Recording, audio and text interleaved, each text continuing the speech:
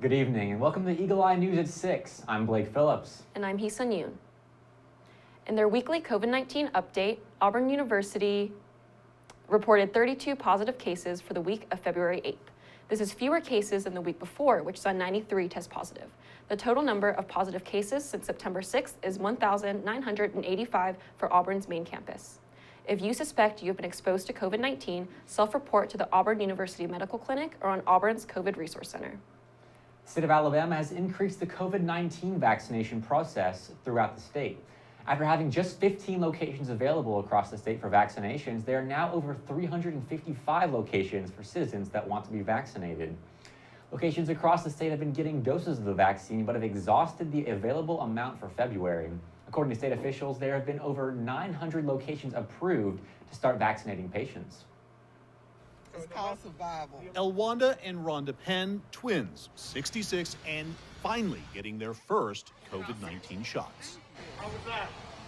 It was easy. The hard part, getting to this first come, first served mass vaccination center in Montgomery. It's been a tough year because it's just that you don't have a chance to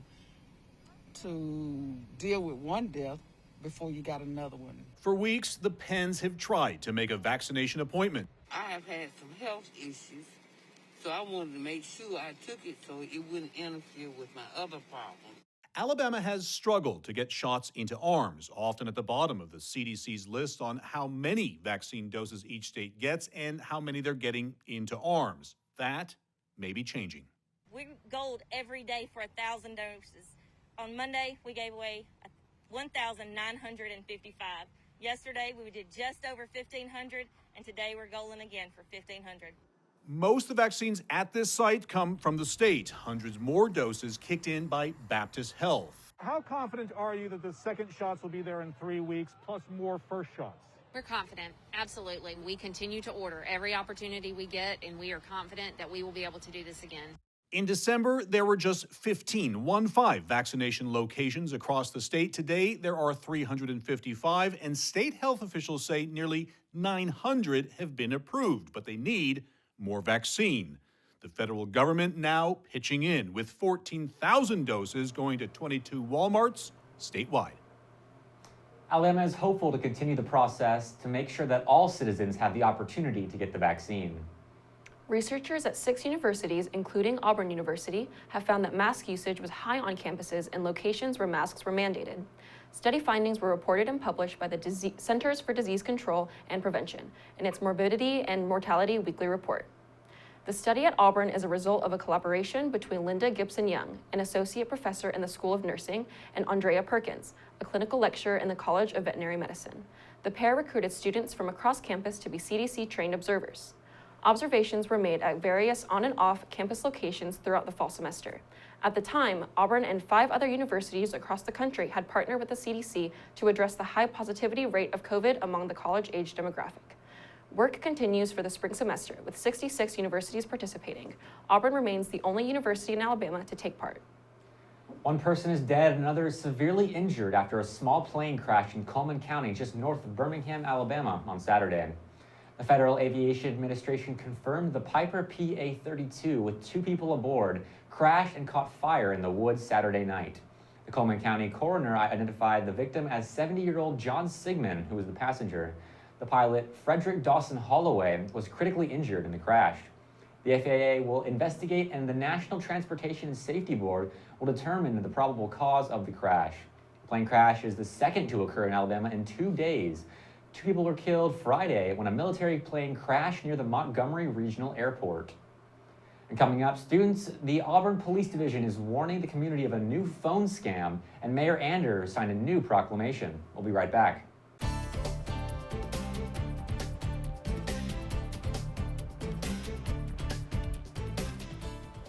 Welcome back to Eagle Eye News at 6. Class wasn't in session for a group of Auburn University students who protested in front of a noticeable building on campus. Protesting on campus during class hours was a must for some Auburn University students. In addition to balancing their studies and social life, the protesters you see are a part of ASAP, Alabama Students Against Prison. It is a coalition of university students from across the state opposing Governor Kay Ivey's plan to construct 3 new mega prisons in Alabama. It's a shocking plan. It's shocking in the fact that at the beginning of it, she said it was going to cost $900 million, and now it's projected to cost $3.7 billion. $3.7 billion, money that ASAP member Chloe McMahon says could go towards resources such as education. McMahon says Ivey should reconsider her plan and citizens across the state should not support the project. It's a bad deal for Alabamians. No matter where on the political spectrum you lie, it's fiscally and financially bad. The protest, which received mostly positive reviews, ended as nightfall approached.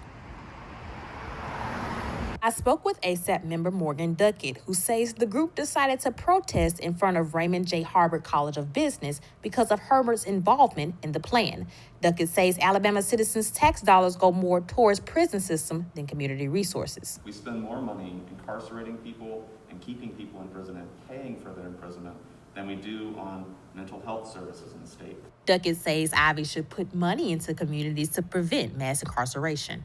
Yeah, investing in communities and scholarships, give people educations.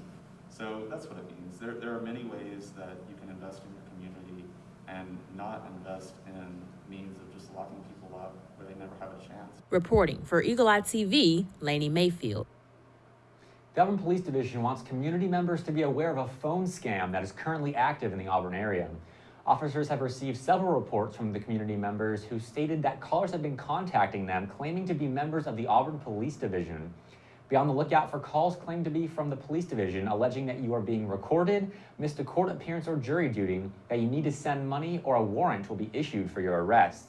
The Auburn Police Division does not call individuals and demand or request money from community members under any circumstances. Tips to help avoid becoming a victim of this scam include never providing personal or financial information to unsolicited caller or email. Be suspicious of callers who demand immediate payment for any reason. Never wire money, provide debit or credit card numbers to a stranger. If you are a resident of Auburn and fall victim to these scammers with financial loss, you are encouraged to file a report by calling the Auburn Police Division's non-emergency line at 334-501-3100. Last week, Mayor Anders officially signed a proclamation declaring February to be Black History Month in Auburn. This is Auburn Mayor Ryan Anders, and during the month of February, we normally have many events and recognitions to celebrate Black History Month. Obviously, this year has been different, so we at the city thought it'd be best that we would offer a proclamation so that we can officially recognize the importance of Black History Month. Whereas Black History Month gives us the opportunity to recognize the central role of Black Americans in U.S. history and pay tribute to the many achievements and contributions made by Black Americans to the cultural, economic, political, and spiritual development of our country and our community.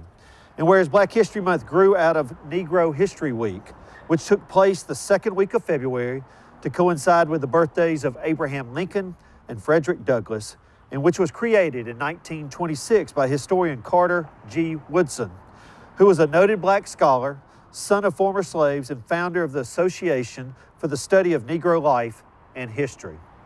And whereas Carter G. Woodson envisioned a week as an agent for change, with the goal that by revealing the contributions of Black Americans to our nation, equality would be achieved, and that the increased visibility of Black lives would be a vehicle for racial transformation forever.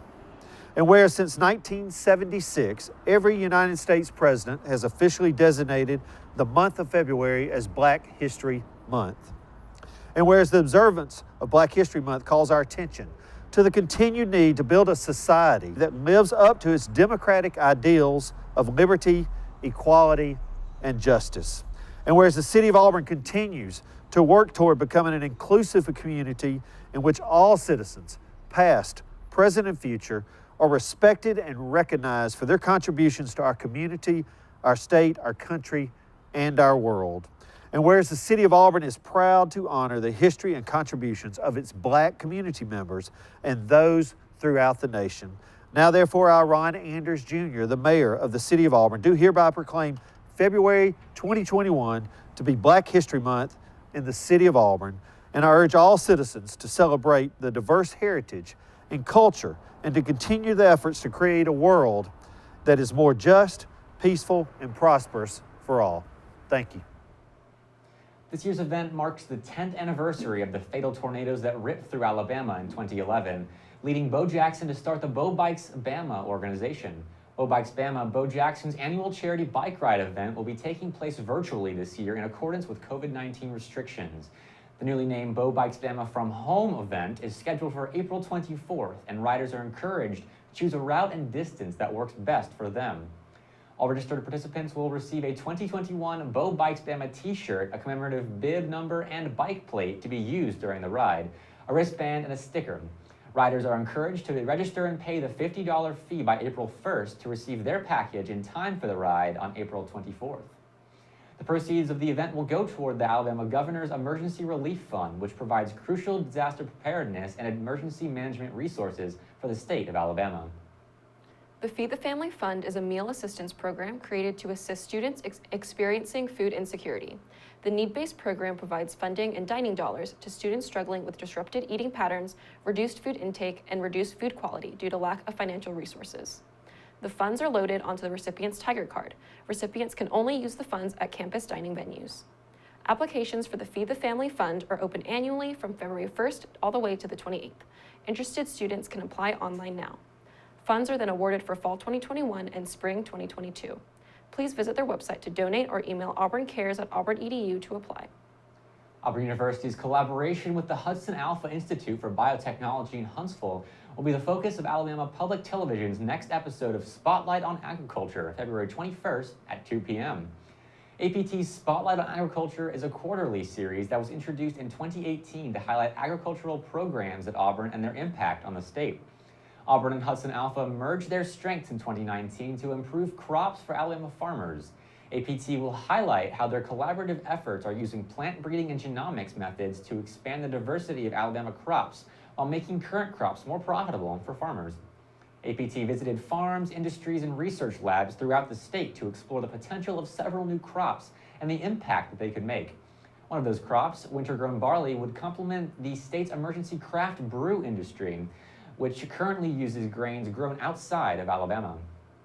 Now, when we come back, our new pet of the week is sure to make you smile, and it's National Margarita Day.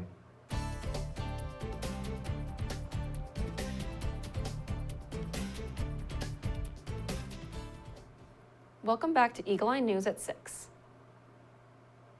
Can you mix fashion and food? McDonald's is hoping you'll want to try their new chicken sandwich and matching chicken hoodie. McDonald's will sell a limited number of $5 swag packages via a special website. The swag includes a hoodie, a custom song, and of course, a first taste of its crispy chicken sandwich. The limited edition gift box also includes a vinyl recording of a song about the sandwich and a gift card for the sandwich one day prior to its official release at restaurants. McDonald's new chicken sandwiches go on sale this Wednesday. Now here's something that might help you get through Monday. It's National Margarita Day. The lime-flavored cocktail is one of the most versatile out there. Whether you prefer the festive frozen variety or on-the-rocks version, there's a margarita for almost every taste. As for where the drink originally came from, that's a bit of a mystery. Most stories trace the lineage of the margarita to Mexico, but that can't be completely verified. Ask margarita fans details about where the drink came from, and you're likely to get one answer: who cares? Smokey the bear? No, Smokey the cat is where it's at. Our new pet of the week, Smokey, is all about stopping wildfires, but he also has a particular passion for playing with yarn and getting belly rubs. This gray 4-year-old spends his hours playing as well as keeping his coat clean with lots of licks so that he'll be extra soft and fluffy when you take him home to love and pet him. Smokey is altered, vaccinated, microchipped, FIV negative, and $100 to adopt. Apply today. We're out of time, but for more Auburn news, head over to our website, eagleeyeauburn.com, and check out our social media pages. I'm Hisa Nyun. And I'm Blake Phillips. Thank you so much for joining us, and War Eagle.